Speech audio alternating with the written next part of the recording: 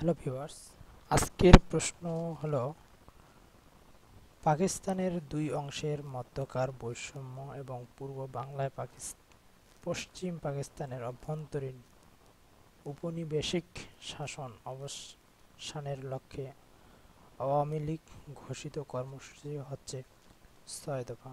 ১৯৬৬ সালের ৫ই ফেব্রুয়ারি বিরোধী দলসমূহের জাতীয় সম্মেলনের বিষয় নির্বাচন কমিটিতে শেখ মুজিবুর রহমান ঐতিহাসিক ৬ দফা দাবি পেশ করেন এবং সম্মেলনের আলোচ্যসূচি অন্তর্ভুক্তির দাবি জানান, কিন্তু আলোচ্যসূচি ৬ দফা দাবি না রাখায় তিনি সম্মেলন বর্জন করেন। শেখ মুজিব কোথায় ৬ দফা উত্থাপন করেন?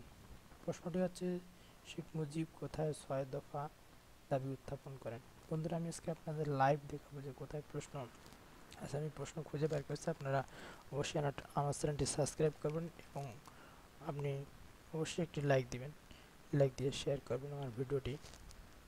তো এটার অ্যান্সারটা হচ্ছে ৬ দফা দাবি প্রথম কোথায় উত্থাপিত হয়?